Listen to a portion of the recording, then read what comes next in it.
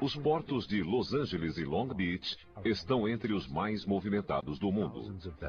Milhares de embarcações cruzam essas águas escuras e profundas todos os anos. Mas algumas das histórias mais emocionantes sobre essa região estão sob a superfície. Não é uma farsa. É real.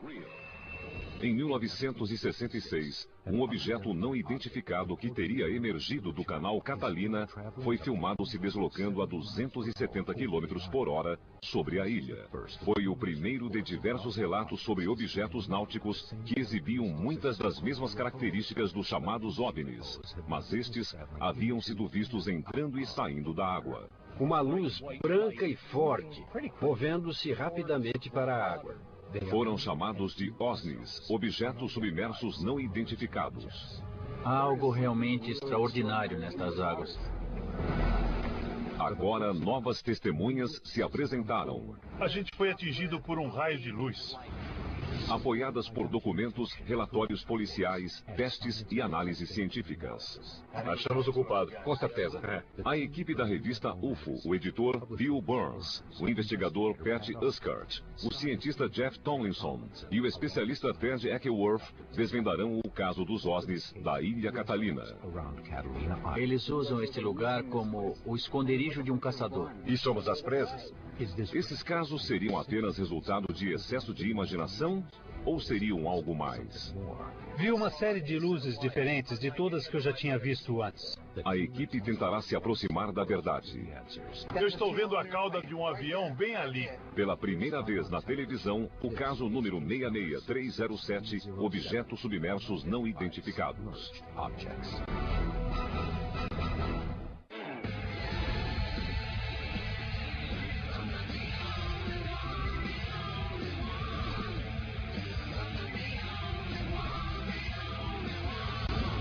Caçadores de OVNIs. OSNIs. Catalina é uma ilha de 450 quilômetros quadrados a 35 quilômetros do sudoeste de Los Angeles. O canal de Catalina, que separa a ilha da costa, é a principal via de acesso a um dos portos mais movimentados do mundo. Na verdade, são dois portos, o de Los Angeles e o de Long Beach. A ilha parece ser um local paradisíaco, mas o mistério que ronda a região não se encontra acima da superfície, mas abaixo. Vocês estão vendo um objeto voador não identificado. Tudo começou em 15 de abril de 1966, aproximadamente às 9 horas e 45 minutos. Um objeto sem cauda e sem meios visíveis de propulsão foi fotografado sobre a Ilha Catalina a uma velocidade de 200 a 270 km por hora. O filme foi feito por Leland Hanson, um fotógrafo profissional que trabalhou para a Marinha Americana. A nave, um disco prateado, não emitia nenhum som enquanto se deslocava sobre as montanhas. Foi o primeiro registro de um OVNI pairando sobre a ilha e sobre o canal. Mas não seria o último. Sede da equipe. O caso é o seguinte. Acabei de falar com Noah Feliz, piloto particular há 30 anos. Teve um encontro com um objeto submerso não identificado sobre a Ilha Catalina. E daí, bam! O objeto lhe dirigiu uma luz brilhante, desorientou totalmente. Seu avião bateu no que ele disse ser um OVNI e caiu em uma enseada. Você está querendo dizer então que o avião dele caiu como consequência direta do contato com um OSNI? Foi o que o Noah disse. Se a gente achar esse avião, podemos encontrar evidências de OSNIs. Isso mesmo. A Guarda Costeira investigou o caso há 30 anos e encontrou destroços do avião. Mesmo se o encontrarmos 30 anos depois, o alumínio com certeza estará deteriorado, mas faremos o melhor possível. Certo, então Ted, prepare o equipamento. Ted, você fará a pesquisa. Vou falar com a Feliz e fazer a rota.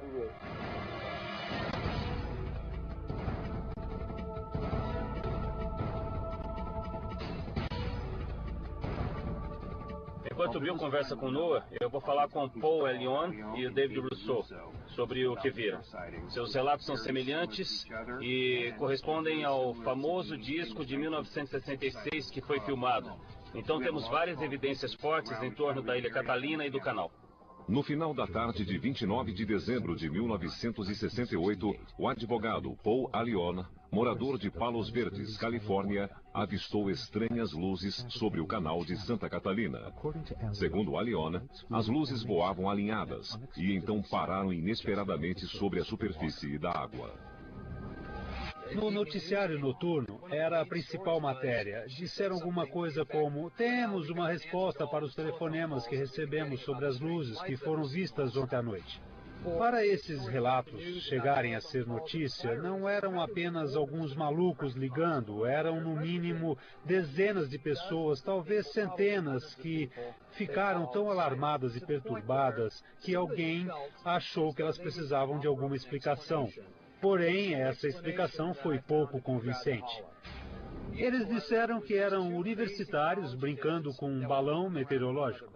E o que achou disso? Em um grande número de casos, a explicação que ofereceram é que era um balão meteorológico. Incluindo o caso Roswell. Agora, quando olho para trás e penso em todas essas explicações, fica ainda mais claro para mim que aquilo que eu vi realmente era uma anomalia e... Porque as explicações eram absurdas. Sim, eram absurdas, como todas as outras que são oferecidas. O relato de Allione, bem como o filme de 1966, deu início a uma série de relatos sobre OVNIs na área. Segundo um jornal de Long Beach, em 23 de janeiro de 1968, o vice-delegado Richard Callan avistou um misterioso objeto flutuante não identificado que tinha luzes nas janelas. E então, o objeto explodiu. De acordo com o jornal, uma luz forte iluminou as águas em torno do objeto, que minutos depois lançou uma série de labaredas para o alto. Outro caso que mobilizou a mídia foi relatado pelo Los Angeles Times em 23 de março de 1977. O sargento Vincent Rupp recebeu dezenas de comunicados sobre OVNIs vistos em Sacramento, Salinas, Los Angeles, Orange County e a base da Força Aérea March entre 3h45 e 4 horas da manhã. Segundo o jornal, entre as testemunhas estavam militares da base da Força Aérea e vários policiais de Los Angeles. Uma testemunha, Mark Rogan, que trabalhava no aeroporto de Los Angeles, disse: essas luzes alongadas vieram em alta velocidade da direção da ilha Santa Catalina às 3h30 da manhã. Na minha opinião, elas não eram normais. Um porta-voz da base da Força Aérea confirmou que os objetos haviam sido avistados e afirmou: não houve nenhum teste de foguetes ou mísseis que poderiam explicar as luzes. Os objetos não foram detectados em nenhum radar. Agora eu vou falar com o David Russo sobre a experiência dele. O interessante sobre o relato do David Russo é que, depois de ver o OVNI, ele fez um desenho da nave enquanto os detalhes ainda estavam frescos na memória dele. Quanto mais informações a gente tiver, mais perto estaremos de resolver os mistérios dos OVNIs da Ilha Catalina. Moro em Long Beach, a 2 quadras do mar. David Russo, um advogado aposentado, diz ter visto luzes brilhantes sobre o canal em 4 de agosto de 2006, enquanto andava pela costa. Por volta das 11h30 da noite, uma luz branca e intensa a oeste, perto de São Pedro, chamou minha atenção. Movia-se em direção à água, a um ângulo muito abrupto, e avançava bem rápido. Chegou até a mais ou menos 1,5 km de onde eu estava, e aquilo parou. Sobre a água? Sobre a água, a uns 5 ou 6 metros da água. O lado menor tinha 3 ou 4 luzes azuis, e o lado maior tinha 6 ou 8 luzes azuis. Girou durante 30 ou 45 segundos. E então as luzes azuis se apagaram e ele de repente sumiu em direção à Ilha Catalina em menos de 1 segundo. Eu preferia não ter visto isso. Você acha que a sua vida seria mais fácil? Agora, alguma parte da minha mente está sempre pensando e perguntando, mas na verdade, o que foi que eu vi? Um dia eu saberei. As águas escuras e misteriosas ao redor da ilha Catalina é uma das áreas mais ativas em termos de aparições de OSNIs, objetos submersos não identificados. Em 26 de janeiro de 1980, o encontro de um piloto com um OSNI sobre o canal de Santa Catalina resultou em uma morte e se tornou um dos principais eventos relacionados a essas naves. Noah Felice, um piloto com 14 anos de experiência, e seu primo Mark decolaram da ilha Catalina em direção a Las Vegas, no Piper Cherokee de Noah. Pouco depois, ele avistou um objeto na água. Enquanto dava uma volta para ver melhor, o objeto não identificado subitamente desferiu um jato de luz que descontrolou o avião de Noah. Momentos depois, o avião caiu de uma altura de 300 metros nas águas profundas do canal. Noah foi salvo, mas seu primo Mark não escapou. É um caso importante por 3 motivos. Primeiro, é atual, não ocorreu há 60 anos e todas as testemunhas já morreram. Segundo, Noah é piloto, um observador treinado, sabe o que viu, não é dado a fantasia. Terceiro, sua credibilidade foi atestada em tribunais porque ele é investigador particular. Em vários casos, ele participou como testemunha. Ele é muito confiável. Estamos empolgados em poder investigar essa história. Diga-me como foi quando decolou daqui 28 anos atrás e voou para aí. Decolamos e, sem mais nem menos, meu primo disse que tinha de 5 a 6 meses de vida. Você o conhecia bem? Nós crescemos juntos, éramos praticamente como irmãos biológicos. Quando ele disse que tinha 5 ou 6 meses de vida, eu resolvi dar a volta e ir direto a Las Vegas para tentar erguer os ânimos. Então vocês iam para Las Vegas, passar algum tempo juntos, pois não sabiam quanto ele ia viver. Os dois fariam a rota habitual de Noah em 1980. Vocês decolaram. E o que aconteceu depois? Enquanto voávamos, eu comecei a ter sensações estranhas. Os pelos começaram a arrepiar. E vi um objeto muito estranho na água, do tamanho de 2 casas. Eu não distingui seu formato por causa da água. A partir daqui, o relato de Felice torna-se dramático. Ele disse que ao se aproximar para ver melhor, viu vultos. No topo do objeto havia uma porta. Não era uma pessoa, mas era alguma coisa. Eu não sabia o que pensar, por isso eu decidi dar a volta e me aproximar para ver melhor. E o que aconteceu? Fomos atingidos por um jato de luz. Depois de fazer a volta, Felice foi ofuscado por uma luz extremamente brilhante, emitida pelo objeto. A luz acompanhou o avião durante 34 segundos. Ao mesmo tempo, passou a controlar os instrumentos do avião. Estava viva. Era como uma luz líquida. Foi quando os sons cessaram. Eu não sentia mais a vibração do motor e fomos atingidos por um segundo jato de luz. Segundo Felice, o segundo jato de luz controlou ainda mais o avião, até levá-lo a seu trágico destino. A parte interior do avião brilhava. Eu sabia que estávamos nos movendo porque a luz se tornava mais intensa. Parecia que havíamos passado por um portal, não físico, mas um portal ou um portão ou estrutura da própria luz. E foi então que nós batemos na água. Noah, bem como o corpo de Mark, foram resgatados pela guarda costeira 20 minutos depois. Com o impacto, Noah teria sido atirado para fora da cabine. Seu cinto de segurança teria se rompido e o para-brisa teria se quebrado. Mas ele não sofreu nenhum trauma, exceto uma leve concussão e uma fratura na perna. Noah está convencido de que foi salvo pelo OSNI e que quando o avião for encontrado pela equipe, ambos os cintos estarão fechados e o para-brisa intacto. Foi inacreditável. Eu estava congelando, havia sangue por toda parte. Foi horrível, muito assustador. Eu fiquei morto durante 15 ou 20 minutos até alguém vir salvar. Morto durante 15 ou 20 minutos? Então isso é uma impossibilidade médica.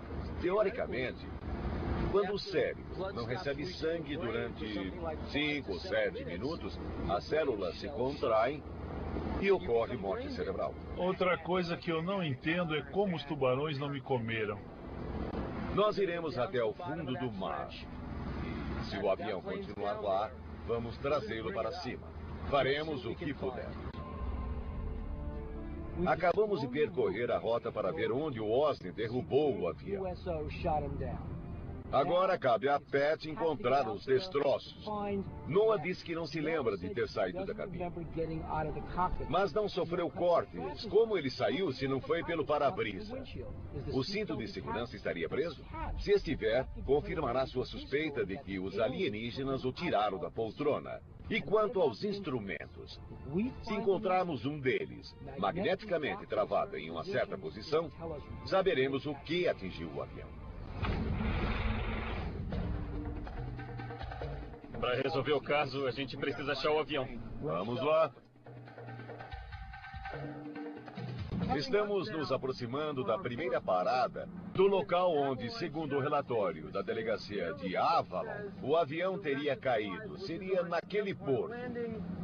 Mas a guarda costeira disse que foi na enseada. A equipe conseguiu os relatórios da delegacia de Avalon, segundo os quais o avião de Noah pode estar em 2 lugares, no Porto Empire ou na enseada Reaper. Os 2 locais ficam a aproximadamente 13 quilômetros de Avalon, no lado da ilha que fica em frente a Los Angeles. A equipe se dirige para o primeiro local, o porto, cuja profundidade é de 18 metros. Falta muito? 12 metros. 12 metros? É. A equipe está baixando na água um sonar lateral que acompanhará o barco. Esse aparelho reflete as ondas de rádio do fundo do canal e envia um sinal a um computador a bordo que transforma o som em imagem. Os operadores de sonar da Aqua Survey uniram-se à equipe. Como seria o alvo? O que devo procurar na tela? Alta reflectividade, metais. Então, tudo que for preto, que pareça unido, que não seja curvo e não pareça corroído. Sim, dizem que é como pornografia. Não dá para descrever, Mas sabemos quando vemos. A equipe chega ao Porto Empire. Já estamos na área, no nosso alvo? estamos sobre ela. A equipe da Aqua Survey começa a examinar a área ao longo de linhas paralelas. Cada uma leva cerca de 30 minutos para ser percorrida. Segundo o relatório da delegacia, o avião deve estar sobre uma dessas linhas. O que é isso? Gary, estamos perto do local? Estamos perto, podem começar a procurar. Acabamos de passar por alguns escombros. É, mas esses escombros são apenas algas.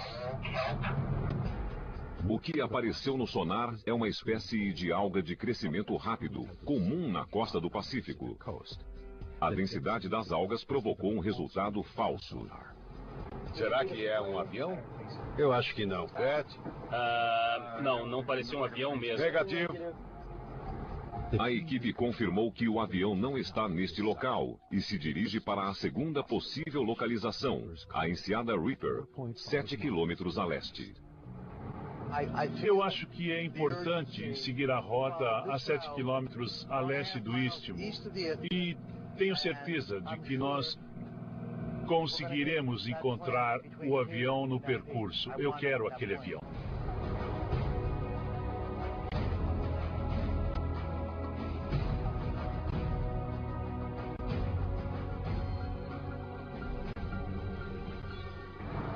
Espera um pouco, espera um pouco. Veja a força do sinal aqui. Está bem alto. É a cauda de um avião, aí está, veja isso. É a asa de 4 metros, 9 metros de envergadura. Veja a cauda. Aqui?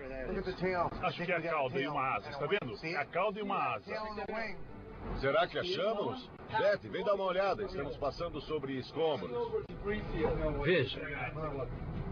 Acha que pode ser uma asa? A asa e uma cauda, a fuselagem e a cauda. Caramba! Capitão Dave? Sim. A gente está em cima dos escombros. Tá na hora dos mergulhadores descerem. Está bem, vamos lá. Tá legal. Jake, a 21 metros de profundidade sobre o barco. Vá para o norte, mas não desça mais de 30 metros. Jake, se encontrar o avião, primeiro quero que veja se o para-brisa está intacto. Se a cabine estiver intacta, olhe dentro dela. Quero também que verifique se os cintos de segurança ainda estão presos. NOAA afirma que foi retirado do avião por uma entidade desconhecida, possivelmente a mesma que derrubou o avião. NOAA foi resgatado fora do avião. Só podia ter saído pelo para-brisa. Se o cinto de segurança e o para-brisa estiverem intactos, a versão de NOAA será confirmada. Qual é o número da cauda? 81 Mike. 81 Mike. Boa sorte. Encontre-o para nós.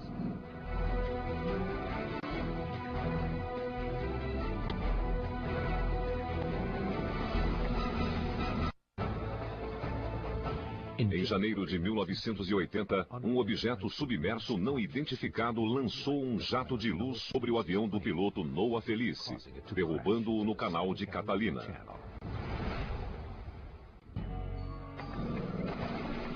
A equipe agora busca o avião sob a água. Se o encontrarem e o para-brisa estiver intacto, terão evidências de contato com o OSNI.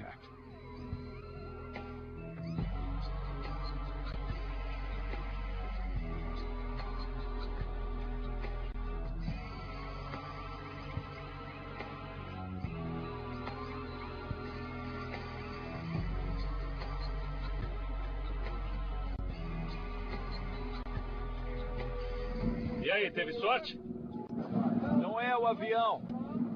É um barco pequeno. Quê? Um barco pequeno.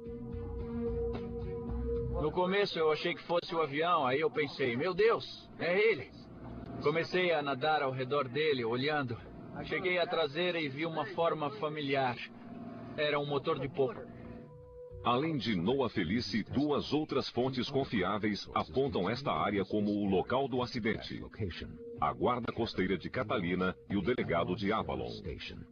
Mas agora o mistério aumentou. O avião não está aqui.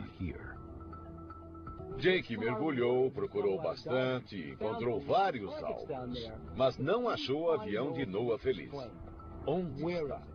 Vamos mandar Jeff e Ted ao laboratório para analisar as correntes, as inclinações, as marés, os ventos.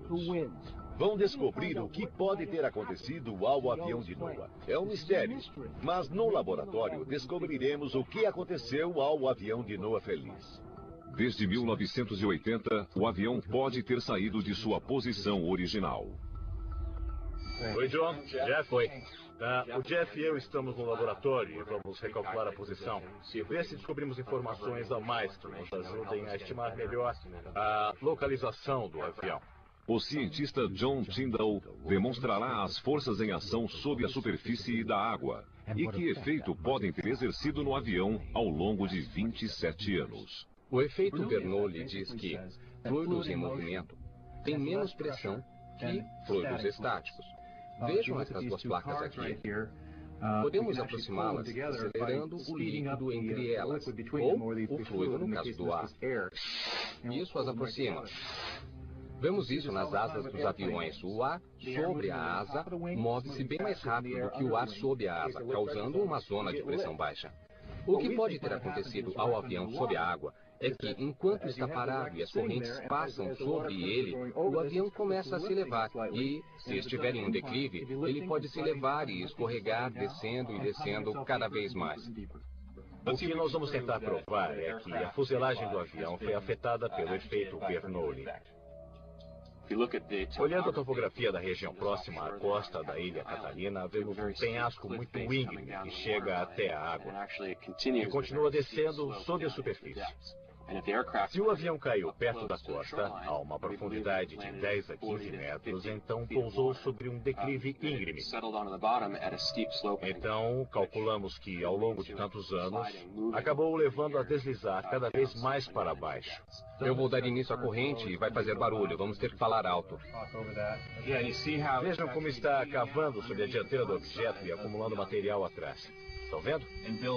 Aí está. Está assentando. Está assentando.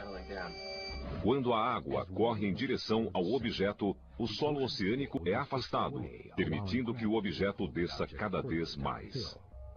No primeiro mergulho ainda não sabíamos como esse declive era profundo. Para determinar o local do avião após quase 30 anos de deslocamento, Ted usa a pista de decolagem de Catalina como guia. Nesta escala, a pista de decolagem tem quase 3 centímetros de extensão e esse contorno de 50 centímetros equivale a 18 metros de profundidade a mais. O deslocamento causado pela corrente e a inclinação do solo oceânico nessa região fizeram com que o avião caísse cada vez mais. É o efeito chamado movimento de massa.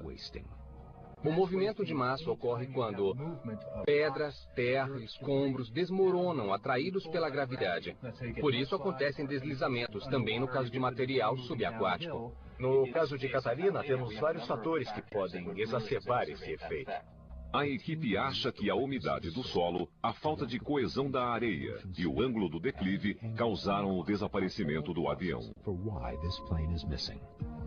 As pedras grandes já estão rolando para baixo, estão vendo? Estão vendo esse movimento de massa? Imagine agora que há um objeto sobre a superfície. Ele rolaria para baixo junto com a pilha de areia.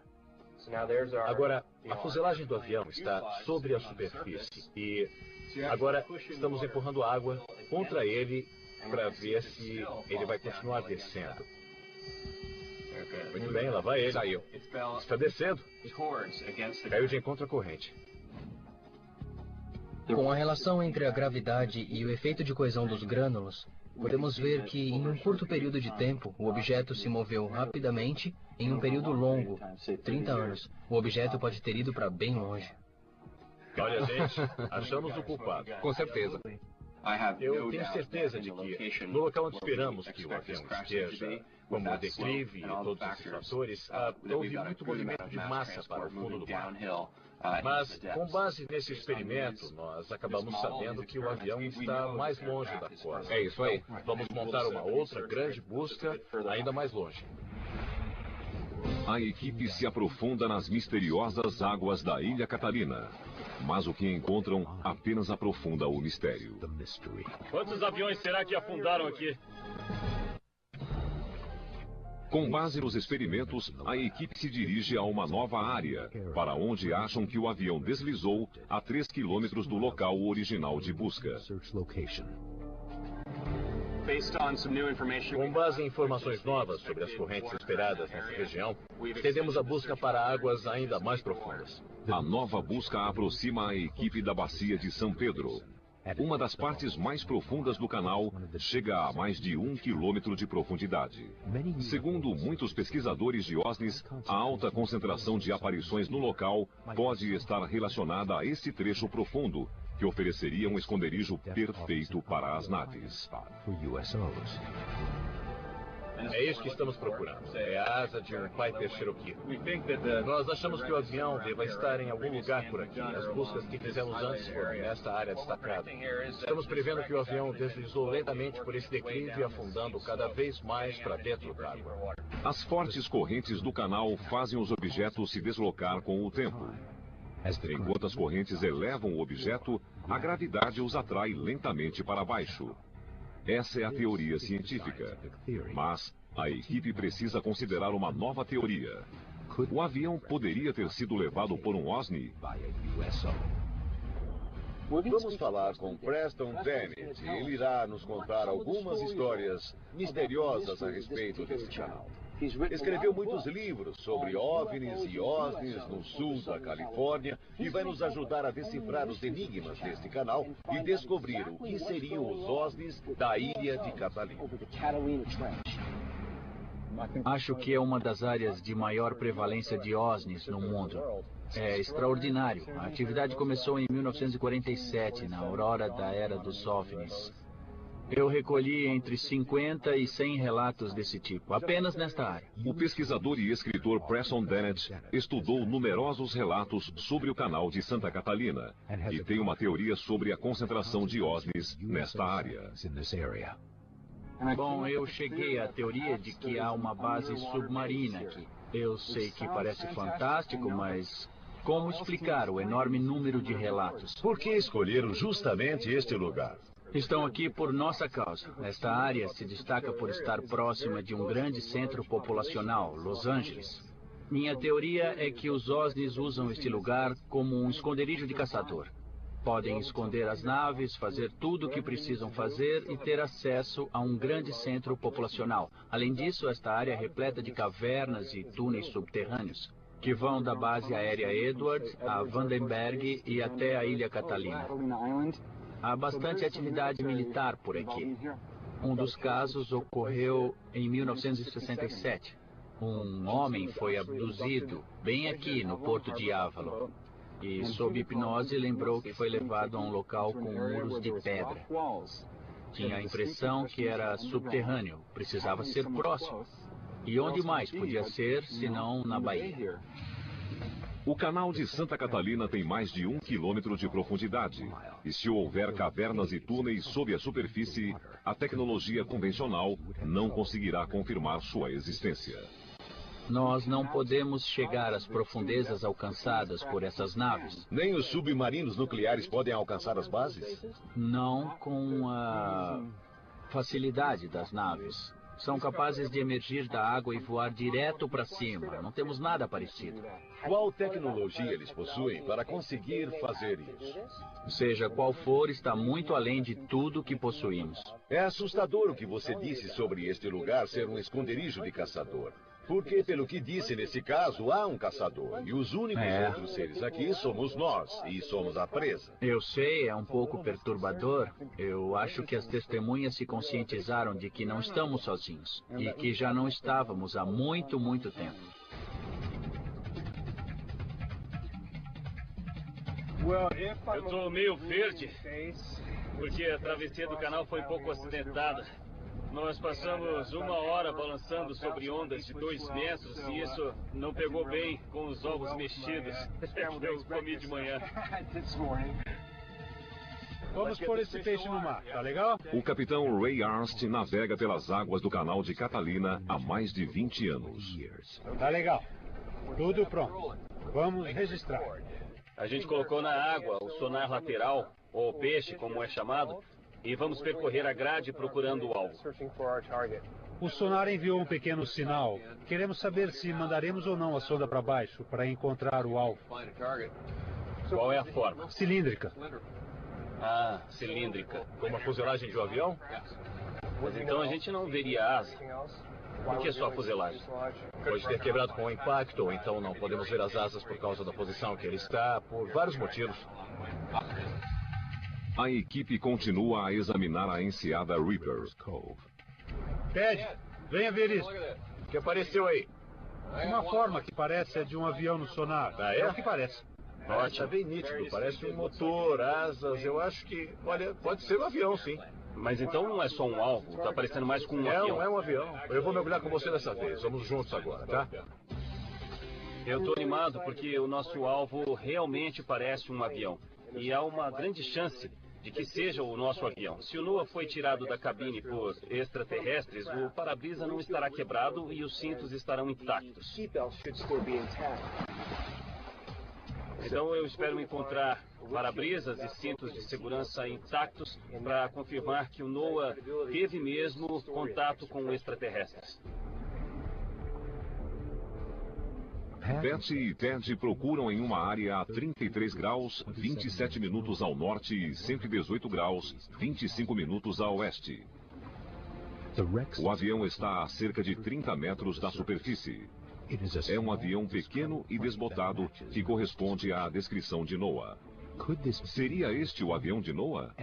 E se for, a equipe conseguirá confirmar que foi derrubado por um objeto não identificado?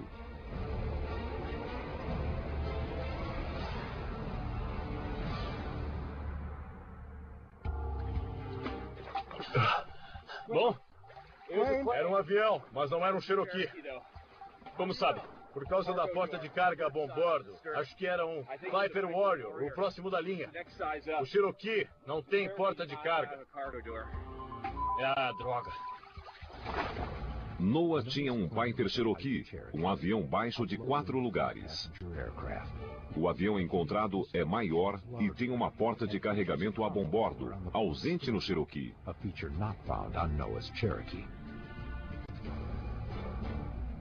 O avião parecia ter desaparecido. Porcaria. Quantos aviões será que afundaram aqui? Ele pode ter deslizado pelo declive. Confirmando sua teoria.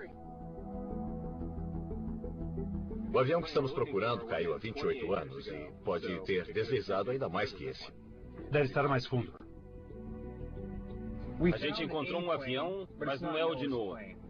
Segundo os cálculos do TED, o avião se deslocou dentro desta área. Mas acontece que não está aqui. A questão é onde está o avião. Isso só aumenta o mistério dos OSNIs da Ilha Catalina. O que diz a nossa teoria? Primeiro, que o avião foi levado até a costa e depois foi destruído. Segundo, que o movimento das ondas, das correntes e do vento o agitaram e ele desceu para o fundo ainda mais. Vamos supor que exista uma base de OSNIs por aqui. Eles podem ter levado o avião ou feito alguma coisa para ocultar a presença. Então, mas nós não podemos confirmar e nem negar essa hipótese. O Noah é uma testemunha bastante confiável. E eu sinto que alguma coisa realmente aconteceu aqui. Então, eu acho que não podemos descartar a possibilidade de algum tipo de intervenção extraterrestre com este avião. Qual a ligação entre os relatos sobre OSNIs no canal de Catalina e o avião de Noah? Essa é a parte perigosa. As análises científicas chegam a resultados surpreendentes. Em 1980, o avião do piloto Noah Felice foi atingido por um jato de luz que dominou a aeronave e a derrubou. Agora, a equipe quer saber se pulsos eletromagnéticos podem desligar instrumentos. A especulação é de que o OSNI enviou um pulso eletromagnético sobre o avião. Desligou seus instrumentos e ficou sem energia e acabou caindo. A equipe está no laboratório para testar a hipótese. Esse experimento será um pouco perigoso, mas acho que vai nos ajudar a entender o caso de Noah Felice e dos OSNIs. Vamos ver se um forte pulso eletromagnético pode desativar o motor. Bom, conseguimos um eletroímã muito potente. Pode ligar, Jeff. Ele segura o ímã. Agora pode desligar. Tá legal. Este ímã é diferente dos ímãs comuns que tem polo sul e polo norte e continuam assim o tempo todo. Este ímã é de corrente alternada e por isso oscila para frente e para trás o tempo todo. Portanto, podemos induzir a corrente. Podemos pegar o campo magnético e aproximá-lo da barra de aço, fazendo com que os elétrons fluam e acendam esta luz. Tá legal, Jeff? Pode ligar. Estão vendo a luz acendendo? Bom, isso mostra que podemos criar, controlar e dirigir um campo magnético, aplicá-lo a outro objeto sem tocá-lo, de longe e induzir uma corrente elétrica ainda. A corrente elétrica usada no motor do avião pode ter sido interrompida por uma intensa força eletromagnética. Se o relato for verdadeiro e o objeto emitiu um forte raio eletromagnético que engoliu o avião de Noah, esse raio também pode ter desligado o motor. No gerador do motor, ou então no volante, há um ímã permanente. E à medida que o volante gira, ele passa por esta bobina e gera um impulso elétrico que atinge aquela de ignição e então liga o motor. Agora, o que vamos tentar fazer é induzir uma corrente que o motor não está esperando e desse jeito fazer com que ele desligue, como teria acontecido no incidente com o Osni. Com esse experimento, nós queremos ver se conseguimos, para esse e outros propósitos, moldar um motor de avião, gerar um impulso eletromagnético e acabar neutralizando a função do motor. Essa é a parte perigosa. Cuidado, para trás. Nós temos um gerador eletromagnético, que é um eletroímã de alta potência.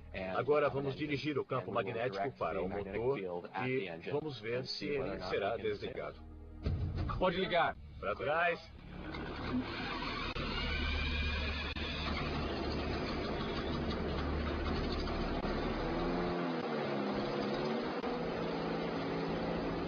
Pronto, Jeff. Tá no máximo.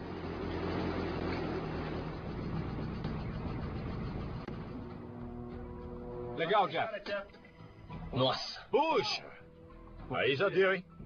Essa foi uma pequena demonstração do que pode ter acontecido em escala maior. Nós mostramos que, quando se aproximou, o ímã alimentou a bobina, cortou o fluxo de elétrons para a vela de ignição e acabou desligando o motor. Nos aviões, tudo é muito leve. Não há muito aço, nem muito ferro, que podem dispersar o campo magnético. Bom, se um campo magnético foi dirigido ao avião, não haveria coisa alguma que o impedisse de chegar ao gerador. Espera aí, então podem enviar através desse eletroímã energia demais para a vela de ignição e de repente causar uma falha? Se gerarmos um campo eletromagnético muito forte e o dirigirmos através do sistema, seria possível neutralizar o motor do avião a uma distância que eu creio de uns 300 metros. É um exemplo formidável. Pegamos um relato de uma de nossas testemunhas, fomos ao laboratório e demonstramos que poderia mesmo ter acontecido.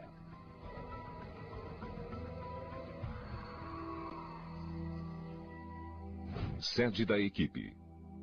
Eu acho que essa área é um foco de atividades com base apenas no relato de uma testemunha confiável. Olha, a maioria das evidências são incidentais, são testemunhos e relatos, e sem encontrar o avião, não teremos as evidências científicas que podemos usar para chegar a uma conclusão decisiva. E quanto à teoria de Preston Bennett, de que o Osni levou o avião, pois haveria indícios do objeto nele?